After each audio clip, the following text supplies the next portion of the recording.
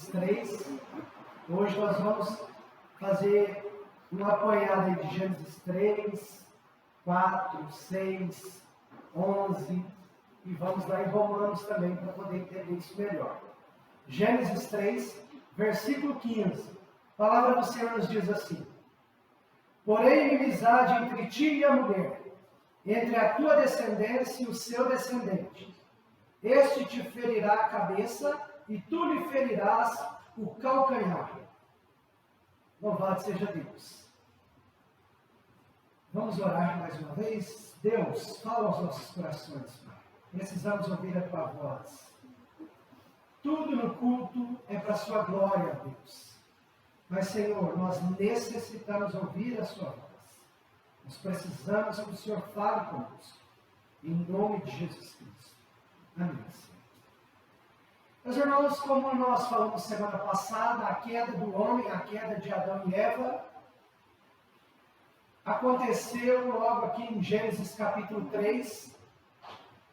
E Deus dá uma palavra a Eva, dizendo, na verdade a Eva, também a serpente, falando que colocaria uma inimizade entre a mulher e a serpente, entre o descendente da mulher e a sua descendência. A descendência que nós observamos aqui, de Eva. Então nós vemos aqui a promessa do Messias. A promessa tão esperada, tão aguardada em todo o Antigo Testamento. A promessa de luz no fundo do túnel. A promessa de livramento, de salvação, de libertação. Agora vamos lá em Romanos. Depois, daqui a pouco nós vamos voltar em Gênesis. Mas Gênesis é fácil de achar, né? Vamos lá em Romanos, capítulo 3. E eu vou ler a partir do versículo 10.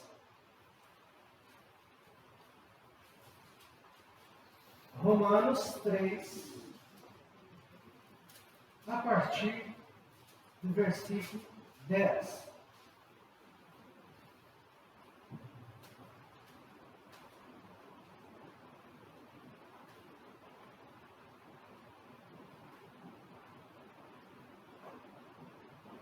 A palavra do Senhor nos diz assim: como está escrito, não há justo, nenhum sequer. Não há quem entenda, não há quem busque a Deus. Todos se extraviaram, a uma se fizeram inúteis. Não há quem faça o bem, não há nenhum sequer. A garganta deles é sepulcro aberto, com a língua urdem engano. Veneno de víbora está nos seus lábios. A boca, eles a têm cheia de maldição e de amargura. São os seus pés velozes para derramar sangue. Nos seus caminhos há destruição e miséria. Desconheceram o caminho da paz. Não há temor de Deus diante de seus olhos. Meus irmãos, aqui agora nós vemos o estado em que a humanidade se encontra depois da queda de Adão. Nós vemos o pecado generalizado em toda a humanidade. Não há um justo sequer. Não há um santo. Não há quem busque a Deus verdadeiramente de todo o coração por si só. Não há. Todos estão debaixo do pecado. Todos são pecadores. Como diz até mesmo o versículo 23. Todos pecaram e carecem da glória de Deus. Todos se extraviaram. Todos, devido ao pecado original, nasceram inimigos de Deus, afastados de Deus. A garganta deles é sepulcro aberto. A garganta dos inimigos de Deus. Com a língua urdem engano. Veneno de víbora está nos seus lábios, com o pecado. A sua boca está cheia de maldição e de amargura. Os seus pés são velozes, rápidos para derramar sangue do próximo. Nos seus caminhos há destruição, miséria. Desconhecem o caminho da paz. Assim nós nascemos, irmãos. Longe de Deus, inimigos do próximo, do nosso próximo, desconhecendo o caminho da paz, guerreando e fazendo guerras, guerreando consigo mesmo e com o próximo, guerreando contra Deus de várias formas. Essa é a nossa natureza pecaminosa. Como eu sempre digo e repito, você não é pecador porque peca, mas você peca porque você é pecador. Você peca porque você é pecador. Desculpe. Você peca porque em você habita a natureza pecaminosa. Em você habita o pecado, como o próprio Paulo vem a nos dizer no livro de Romanos. Ele diz: o pecado habita em mim. O bem que eu quero fazer, esse eu não faço. O mal que eu não quero fazer, esse sim eu faço. Em outras palavras, nós temos uma enorme capacidade, probabilidade, disponibilidade para fazer o que é mal, o que é errado diante de Deus e diante do nosso próximo. Meus irmãos, quando nós olhamos para esse mundo caído, esse mundo, os filhos de Adão, a descendência adâmica, quando nós olhamos para a política, olhamos para as músicas, olhamos para as artes, estava falando isso com o Marco quinta-feira, quando nós olhamos para as coisas do mundo que naturalmente deveriam ser boas, nelas contém a mancha do pecado. Certamente no mundo lá fora nós podemos encontrar músicas bonitas, letras bonitas, artes bonitas, livros bons, mas infelizmente todas estas coisas estão manchadas com o pecado. Nelas há sempre uma mancha, um risco do pecado. Por isso nós precisamos tomar muito cuidado com as coisas deste mundo. Porque o sistema mundano, ele é regido, ele é guiado pelo próprio diabo, que domina sobre mentes naturais, mentes até inteligentes, mas apenas naturais. Quando nós olhamos para esse mundo, nós vemos que ele está a passos largos para a ruína, para o inferno. O mundo caminha a passos largos para a sua ruína. Como uma onda enorme que vai passando, por onde passa traz destruição. Uma onda enorme, uma avalanche que chega numa cidade e leva consigo destruição. Assim é o mundo em que vivemos. O cosmos, o planeta Terra. Assim está o mundo. Por quê? Por causa do pecado de Adão e Eva, que trouxe consigo o pecado que entrou no mundo. E agora nós adoecemos, nós morremos, nós sofremos. Olha o índice de divórcios no mundo, no Brasil. Olha a corrupção na política. Olha igrejas que estão longe da palavra de Deus, adorando os seus próprios egos, pregando seus próprios pensamentos, sua própria imaginação. Olha como anda o mundo. Fome, miséria, engano, crimes. Meus irmãos, Jesus é a única esperança para esse mundo perdido. Jesus Cristo é a única esperança para esse mundo perdido. Mas antes de eu quero apenas concluir com esse tema. Primeiro eu quero mostrar para os irmãos a decadência de toda a descendência adâmica. E para isso nós vamos ter que voltar lá em Gênesis. Nós vamos ver os estágios. Como começou, logo após a queda, as coisas começaram de fato a ruírem. O reboco dessa construção começou a cair. Os tijolos começaram a cair. Consequentemente, o mundo está caído. Abra sua Bíblia em Gênesis capítulo 4. Depois da queda do homem, da queda de Adão e Eva, que comeram ali do fruto do conhecimento do bem e do mal, aqui no capítulo 4, nós vamos ver Abel e Caim, filhos de Adão e Eva. E como foi muito bem falado e explicado pelo nosso irmão Marco no início do culto, eles vão oferecer uma oferta a Deus. E Deus, falando resumidamente, se agrada da oferta de Abel e não da de Caim.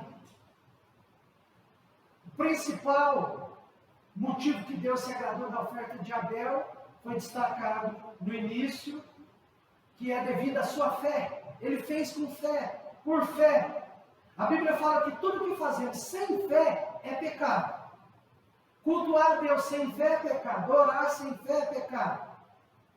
Casar sem fé é pecado. Sem fé em Deus. Tudo que fizermos sem fé é pecado diante de Deus. Mas Caim não se conteve. Ele não apenas ofereceu uma oferta desagradável ao Criador, porque não provinha de fé, mas ele invejou, ele ficou com ciúmes de Abel, sabendo que Deus se agradou de Abel e aceitou a oferta dele. Caim com seu egoísmo, Caim com seus sentimentos, seus desejos perniciosos, arrogantes, ambiciosos. Caim com seu desejo incontrolável, entre aspas, porque Deus fala a Caim, o seu desejo cumpre a ti dominá-lo. Caim, caído. Caim caído, cai mais uma vez. Porque não resiste à tentação e comete a loucura de matar o próprio irmão. A loucura de matar o próprio irmão. Por causa da queda de Adão e Eva, agora o pecado entra no mundo e isso começa numa crescente, numa constante, progressiva ruína. Onde o homem pensa, acha que está caminhando para frente, mas está dando passos para trás. Porque não está cumprindo a vontade de Deus, não está glorificando o seu Criador. Meus irmãos, o primeiro homicídio de toda a existência da humanidade. Quem imaginaria Caim, o pai dos homicidas? Humanamente falando. Porque Jesus disse que o pai da mentira, que é o diabo, ele é homicida desde o princípio. Meus irmãos, o primeiro homicídio traz consequências. Porque deste primeiro homicídio vieram não dezenas, centenas, não milhares apenas, mas milhões e milhões e milhões e milhões e milhões, milhões, milhares de milhões e etc. de homicídios. E isso acontece até nos dias de hoje. Quantas mortes, quantas guerras, a facilidade do homem de matar o seu próximo, o seu irmão. Já vi, irmãos, já vi pessoas, colegas, conhecidos, morrerem por causa de 10 reais. Morrerem porque mexeram com a mulher do outro. Morreram porque foram fazer algo errado e pagaram caro por isso. Algumas até querendo fazer o que é certo, morreram. Quantos mártires, quantas pessoas morreram pregando a palavra em toda a história da igreja? Meus irmãos, o primeiro homicídio é apenas o segundo degrau de toda a ruína deste mundo caído. Se o primeiro foi a queda do primeiro casal, agora o segundo degrau é, de fato, o primeiro homicídio. Vamos abrir também agora nossas Bíblias em Gênesis capítulo 6. Aqui parece que dá um salto na história, sem entrar em muitos detalhes, porque aqui nós vemos nessa geração, no capítulo 6, que de fato o pecado tomou conta de tudo e de todos. Capítulo 6, versículo 1, desculpa. Como se foram multiplicando os homens na terra e lhes nasceram filhas, vendo os filhos de Deus que as filhas dos homens eram formosas, tomaram para si mulheres as que entre todas mais lhe agradaram. Então disse o Senhor: o meu espírito não agirá para sempre no homem, pois este é carnal, e os seus dias serão 120 anos. A própria ciência diz que os primeiros habitantes da Terra certamente viveram não apenas dezenas, mas centenas de anos. Até então, os homens, nós vamos ver nas genealogias, eles viviam 500, 600. Matusalém viveu 969 anos.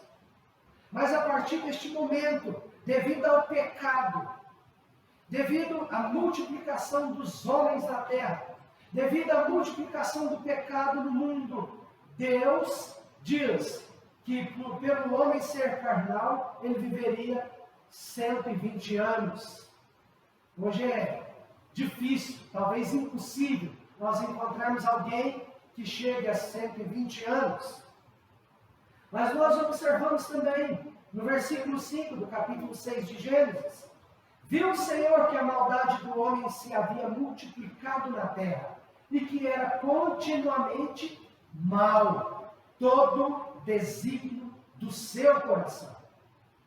Então se arrependeu o Senhor de ter feito o homem na terra, e isso lhe pesou no coração. Meus irmãos, aqui é interessante que aqui fala que se multiplicou o pecado, a maldade no mundo, e o desígnio do coração do homem, todo mal diante de Deus. Todo afastado dos caminhos de Deus, dos propósitos de Deus. Ainda existem pessoas, como eu disse no domingo passado, que acreditam que não existe pecado. Mas a Bíblia é muito clara a respeito disso. A maldade, o pecado, tomou conta do homem e da humanidade. E no versículo 6 diz que Deus se arrependeu de ter feito o homem na terra, e isso lhe pesou no coração. Esse se arrepender não é no mesmo sentido que nós usamos para o nosso arrependimento. Porque arrependimento é quando você faz algo errado, você comete um pecado, e isso é coisa que Deus não... É impossível Deus cometer. Não só por sua onisciência, por conhecer todas as coisas, mas também por Ele ser Deus, perfeito, santo e justo.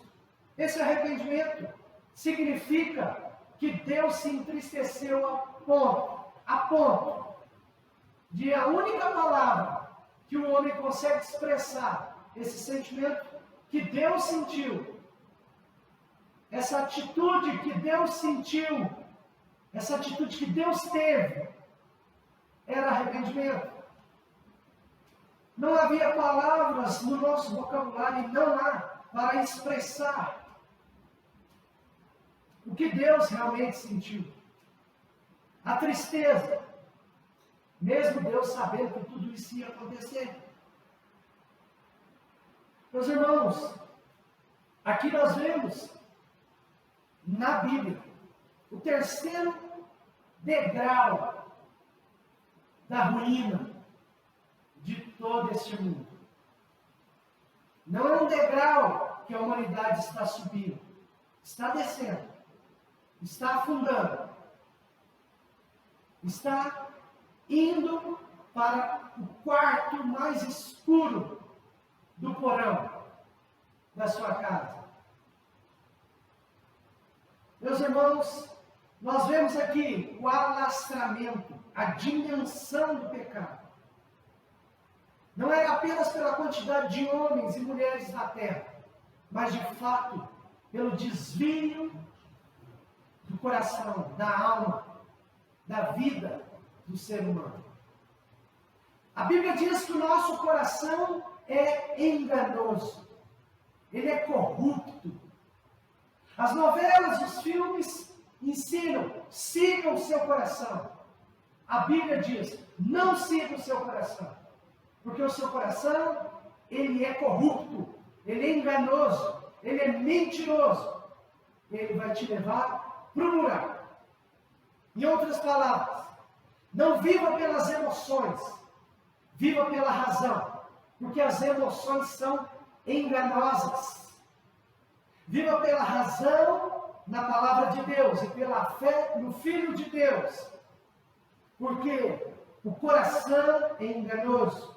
O desígnio do coração do homem, a vaidade, a ambição, a avareza, a inveja, o ciúme, a maldade, os desejos facciosos, a rebeldia, a soberba, todas essas coisas, a incredulidade, a dureza de coração, todas estas coisas provêm do mais íntimo do homem caído, do mundo caído. Então a solução para os seus problemas não está dentro de você. Você não é a solução. Consultar seu coração não é a solução. Você precisa consultar a Deus, o seu Criador, quem te fez, quem te criou, quem determinou o propósito para a sua vida.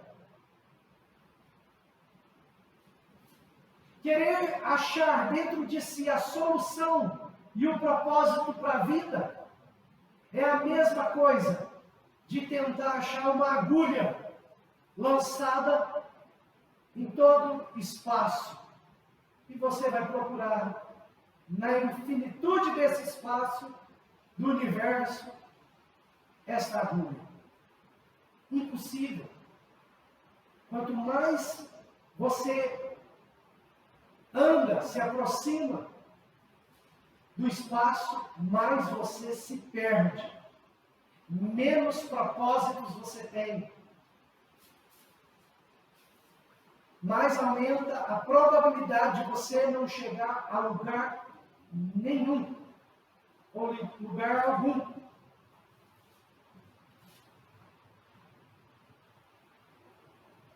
É como se fosse nós sairmos da Terra em busca de uma nova galáxia.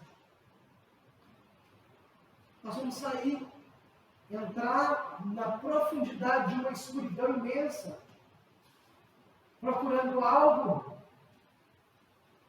que certamente não encontraremos. Meus irmãos, não confie no seu coração.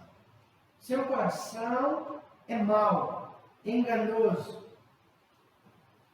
Você precisa de Jesus.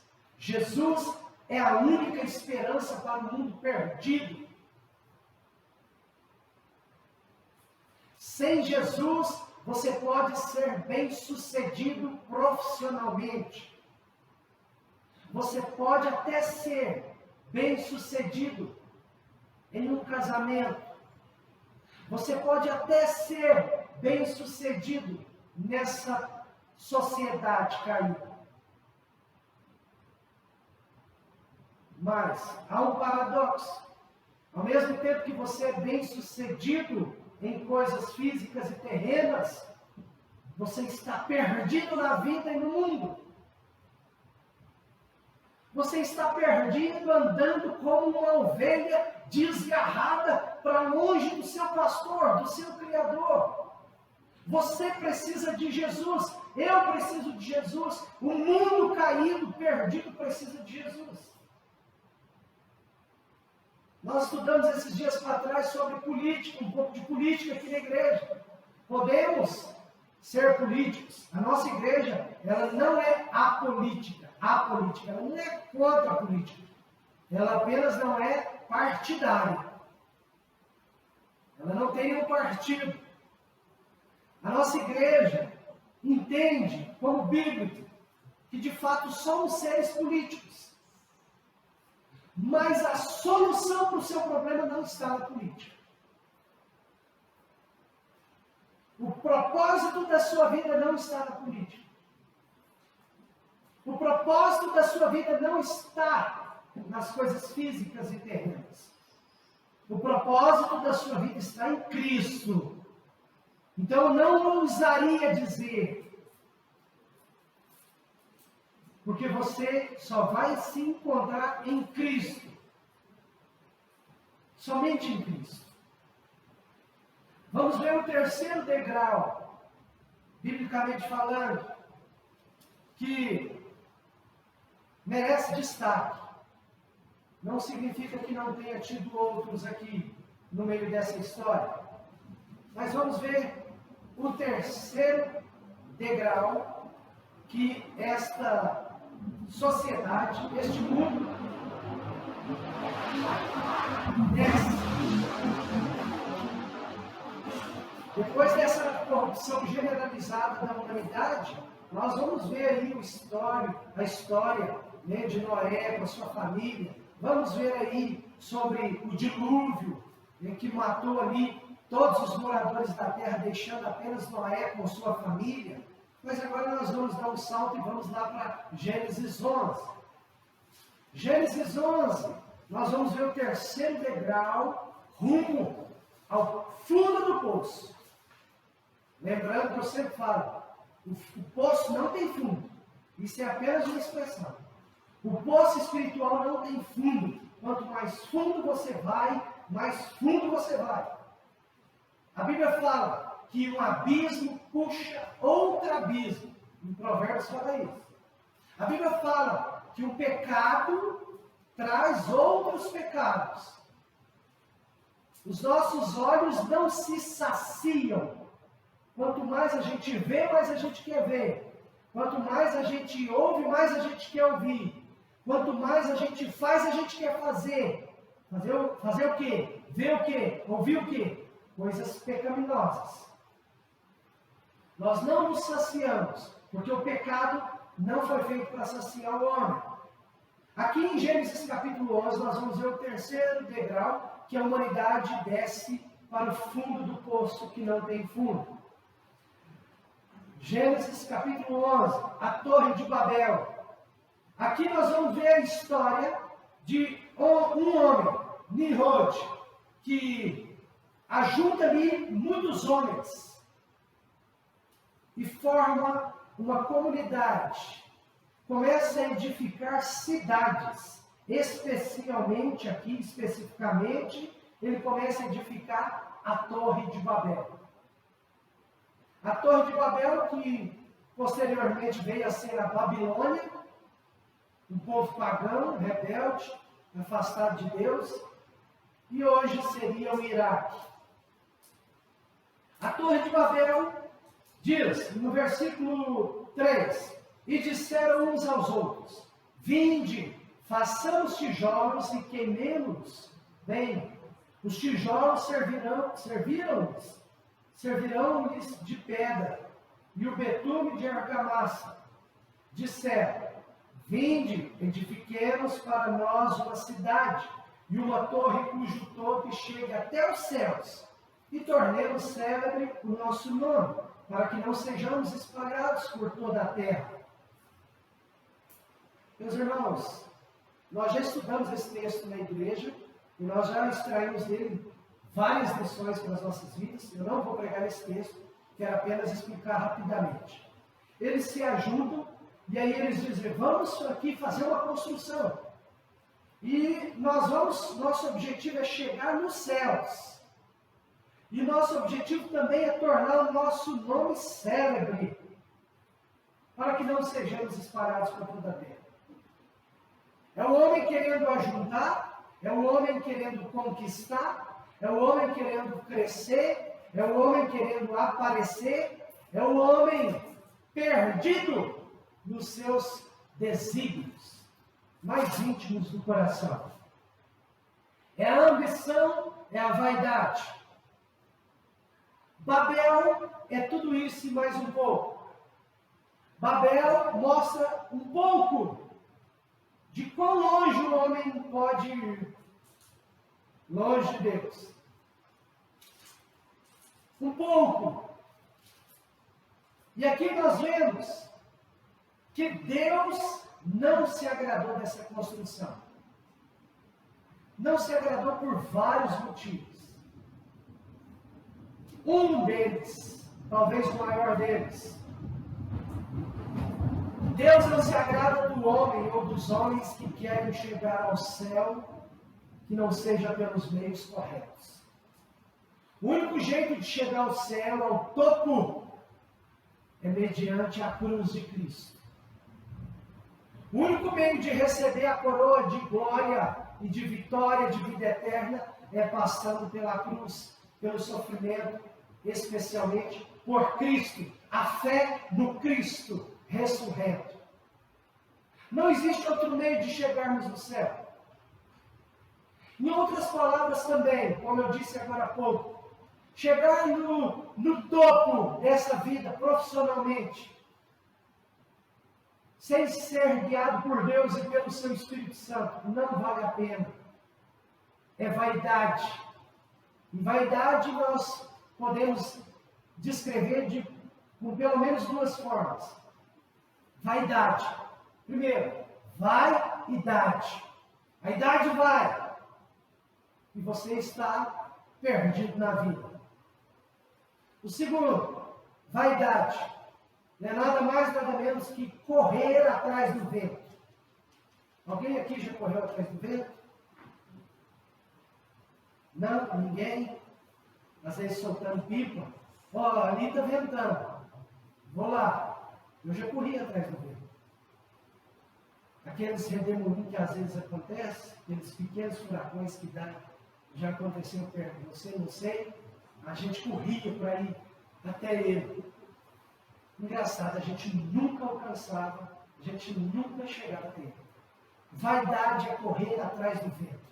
Você corre, você cansa, você morre e você não alcança os seus objetivos. Porque não são objetivos que glorifiquem a Deus. A Torre de Babel tem outras lições para nos ensinar. Deus, olhando aquilo e não se agradando, diz no versículo 7, vinde, desçamos e confundamos ali a sua linguagem, para que um não entenda a linguagem do outro. Olha, irmãos, é interessante isso aqui. É o único lugar na Bíblia, ou melhor, é o lugar na Bíblia que nós vamos ver Deus confundindo as línguas dos homens, porque até então eles falavam uma língua só, todos entendiam. Aqui é a origem das línguas. Quem vai estudar a origem das línguas, biblicamente falando, pode vir aqui. Deus confunde a língua dos homens com um propósito. Qual o propósito? Qual o propósito de confundir a língua dos homens? Espalhar. Quando Deus não se agrada de uma comunidade, de uma unidade, de uma comunhão, que é demoníaca aos olhos de Deus, Deus confunde a linguagem. um passa a não entender o outro, para que haja ali um desvinculamento, uma separação, um afastamento. Nós vamos ver, diferente dessa história, lá em Atos capítulo 2, quando Deus cumpre a promessa de Joel 2, enviando o seu Filho, o seu Espírito Santo, e ali os apóstolos, os discípulos começam a falar em línguas. Mas eles falavam não com o propósito de separar, de afastar, mas de unir. Para que todos fossem unidos num só propósito, num só Senhor, Jesus Cristo. Hoje nós vemos igrejas que falam, ou pelo menos dizem falar em línguas. E aí, a única coisa que eu quero falar sobre isso é o seguinte. Todo mundo está entendendo o que todo mundo está falando? Todo mundo está interpretando o que todo mundo está falando em línguas dentro dessas igrejas? Se não, cuidado. Isso é um indício de que Deus não está se agradando. Ah, tem interpretação? Está entendendo? Deus está aí. Porque a Bíblia fala, o apóstolo Paulo fala, se alguém fala em línguas e não interpreta, não fale na igreja, para que não traga confusão. As línguas que Deus dá em Atos 2, as línguas que Deus dá aos apóstolos, era para a unidade no Evangelho, para a pregação do Evangelho, e não para alimentar o orgulho, a soberba, a vaidade do homem, de se sentir mais espiritual do que o outro, de se sentir como numa torre de Babel. Nós estamos caminhando, nós estamos vencendo, nós estamos crescendo, e o meu nome se tornará célebre na terra. Não, isso é confusão. Isso é confusão. Deus não está onde há confusão. Quando eu digo Deus não está, não significa que Ele não está presente, mas que Deus não se agrada aonde há confusão. Por isso nós precisamos vir à igreja, ouvir a palavra, estudar a Bíblia juntos, para que a gente fale a mesma língua. Quando eu prego, o meu maior propósito é que você, pelo menos, entenda o que eu estou pregando. Pelo menos. E deve ser esse o maior propósito da pregação, em se tratando de nós como pregadores e vocês ouvintes. Meus irmãos, Deus não se agrada dessa unidade de Babel. E Deus espalha todos como línguas estranhas. Cada um passou a falar uma língua estranha. Português, inglês, chinês. Chinês é como? É o quê? Mandarim? Espanhol, francês e assim por diante. O propósito era esse, para que eles se espalhassem e fossem multiplicar sobre a terra e cada um cumprir o seu propósito e o maior deles, servir e glorificar a Deus. Meus irmãos, olha os passos ou os degraus que a humanidade desce para a escuridão. Aqui, agora, através da Torre de Babel. E aqui acontece um fato importantíssimo. Aliás, hoje eu só falei de fatos importantes. Eu falei da primeira queda, que é, de fato, quando o pecado entrou no mundo. Eu falei do primeiro homicídio, fato importante. Eu falei do crescimento da maldade, que consequentemente trouxe o dilúvio, e tudo, entre aspas, começou de novo. E eu falei da Torre de Babel, da separação ali, porque eles estavam com propósitos enganosos de construir, de fazer aquela torre, aquela construção. Nesse momento, Deus espalha todos pela terra, e isso também entra não somente na origem das línguas, mas historicamente na separação dos continentes, né? na povoação dos continentes. Meus irmãos, eu quero concluir essa mensagem, depois de explicar, eu quero concluir com 3 coisas simples. 3 coisas simples. Talvez você não entendeu nada que eu falei, mas se você entender essas 3, eu já me dou por satisfeito. E eu tenho falado elas repetidamente aqui na igreja. Culto após culto, pregação após pregação. Mas você precisa entender. Encarnar estes conceitos bíblicos. Estes princípios bíblicos. Primeiro, o pecado habita em nós. Nós somos pecadores. Inimigos de Deus por natureza. O que isso significa? Significa que se Deus não me der a mão, se Deus não me mostrar o caminho, eu estou perdido. Eu preciso entender isso. A segunda coisa que eu quero que você entenda é que nós vivemos em um mundo perdido, caído. Por isso, o livro de Salmos diz, olha, não vos assenteis na roda dos escarnecedores. Não sigam conselhos de ímpios. Olha, não amem o mundo, nem as coisas que há no mundo. A Bíblia é muito clara nesses pontos. Não se entregue às paixões mundanas. Porque tudo isso apenas te afasta mais ainda do Criador. Então esse mundo está perdido. Existem teorias escatológicas de que se nós pregarmos o Evangelho mais e mais, todo mundo vai se converter e vai virar um mar de rosas, todo mundo vai ficar crente. Pronto. Se fosse assim, nós não precisaríamos nem do céu. Se tudo vai ficar bom aqui, vamos ficar por aqui mesmo. Mas isso é uma teoria. É uma interpretação escatológica. O que a Bíblia diz? O mundo vai de mal a pior. Deus nos dá, às vezes, um refrigério. Deus nos abençoa de alguma forma na política. Às vezes, alguma lei boa que é aprovada. Uma lei ruim que não é aprovada.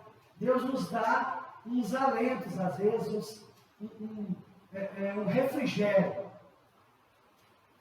Mas a tendência do mundo é de mal a pior. Eu não posso negar que, apesar de confiar em Deus, eu me preocupo com meus filhos, me preocupo, não sei se vou ter, né, mas com os netos. Por quê? Porque o mundo que nós estamos hoje, se ele já está ruim, o de amanhã será pior. Esse mundo está perdido. Quem nasceu há 50, 60, 70 anos atrás, 90 anos atrás, sabe que esse mundo está muito esquisito. Porque ele só vai piorar. Fato. Mas a terceira coisa e mais importante que você precisa entender de tudo que eu falei. Jesus é a única esperança desse mundo perdido. Jesus não é uma das opções. Jesus é a única esperança para você, pecador. Jesus é a única porta que leva para o céu. É o único caminho, a única verdade absoluta que te leva para o céu. Você pode até encontrar algumas verdades em algumas letras musicais. Você pode encontrar algumas verdades em livros, em bibliotecas. Mas a única verdade absoluta que pode te levar para o céu é Jesus Cristo. Única. Isso você precisa guardar no seu coração. Jesus é a nossa única esperança. Jesus é a única esperança para esse mundo perdido. Na política pode até dar uma melhor ou pior, mas não é a solução. Jesus é a solução. Jesus é a nossa esperança. Feche os seus olhos. Fale com Deus.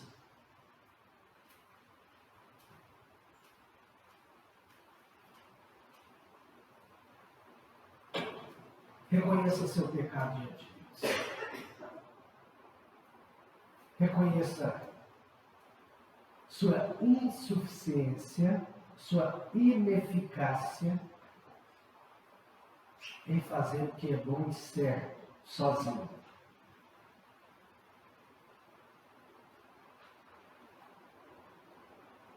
Olhe para esse mundo agora na sua mente, olhe para esse mundo, todas as coisas ruins que estão acontecendo. Por que está acontecendo? É porque se um dia Adão e Eva começou a descer os degraus da ruína, Abel Caim seguiu seus passos, melhor, Caim. Toda a humanidade segue os passos de Adão e Eva, descendo, afundando, se perdendo cada vez mais. A Bíblia fala que o limpo se limparia mais. O justo seria mais justo. Mas o sujo se sujaria mais. O injusto seria mais injusto. A tendência é essa. A humanidade começou a caminhar, a descer esse porão escuro e não conseguiu parar mais. Talvez você esteja nestes que ainda estão descendo os degraus para a ruína, para a escuridão, para o frio, para a solidão, para a perdição eterna. Estes degraus descendo, se descidos, eles te levarão a uma eternidade de sofrimentos.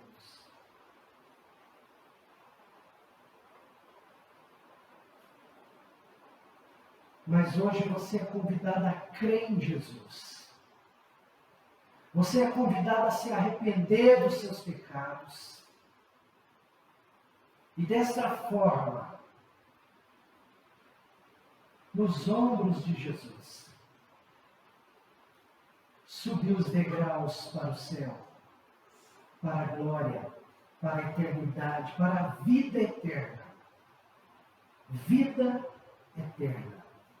De alegria, de paz, de amor, aonde não haverá mais choro, aonde não haverá mais morte, aonde não haverá mais dor, sofrimento. Creia no Senhor Jesus. Entrega a sua vida nas mãos do Senhor Jesus. E por que não? Aceita Cristo como seu único Senhor e Salvador. Como aquele que te mostra o caminho. Aceita Cristo, Jesus Cristo, como aquele que segura nas suas mãos e nunca te abandonará. Nunca te deixará. Senhor Deus, Pai, eu te louvo, eu te agradeço pela tua palavra nesta noite. Que esta palavra possa seguir os caminhos de cada coração e suprir as necessidades de cada alma aqui nesta noite. Abençoa-nos, ó Pai, enche-nos do teu Espírito, do seu amor, da sua misericórdia. Senhor, reconcilia aqui os teus filhos os teus escolhidos com o Senhor. Reconcilia pelo sangue de Jesus. Perdoa os nossos pecados. Nos estenda as mãos. Nos abençoa, Senhor. Nos mostra o caminho da verdade. Da única verdade absoluta. Em nome de Jesus Cristo, a Deus conceda a nós todos uma semana de bênçãos, de vitórias, de fé. Abençoa, Senhor, todos que estão conosco aqui nesta noite. A Mel, a Flor. A Deus abençoa elas, que elas possam realmente caminhar dia após dia para a sua presença, para a sua casa. Nunca para longe dela. Em nome de Jesus, ó Pai, abençoa a tua igreja.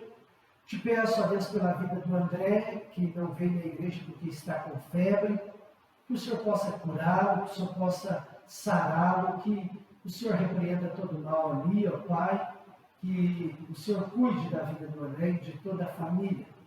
Em nome de Jesus Cristo, nós oramos e agradecemos ao Senhor. Amém e amém. Amém, louvado seja Deus. Vamos ficar de pé para a gente cantar a bênção apostólica, irmãos. Que a graça do Senhor Jesus Cristo e o amor de Deus e a comunhão do Espírito Santo seja com todos nós. Amém. Amém.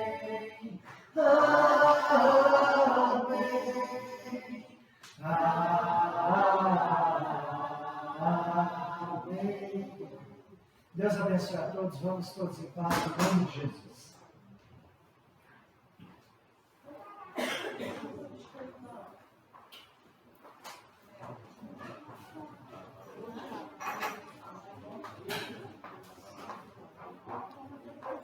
Quer escutar? Mas não está pegando vinho. Ali está. Não, está pegando?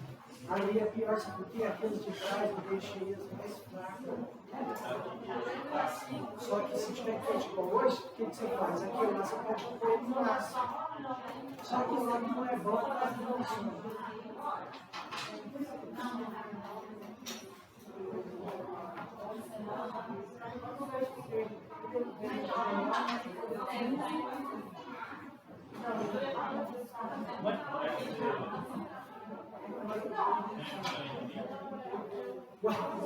Tem dois serviços, eu tinha fechado com uma carteira, eles me pediram para lixar uma casa, eu lixei. Aí eu pedi para ele lá, falou assim, ué, onde era? Tipo assim, tem muito serviço, sabe? Aí eu fiquei passando. Agora, quando chegou aqui falando, o Douglas pediu para me ligar para ele, ele tem um serviço para mim, você sabe?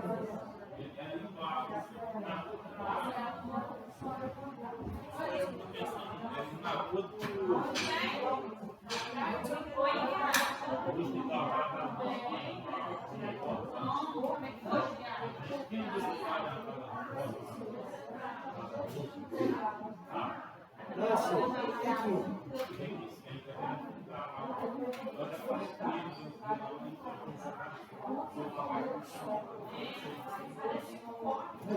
É muito serviço, né?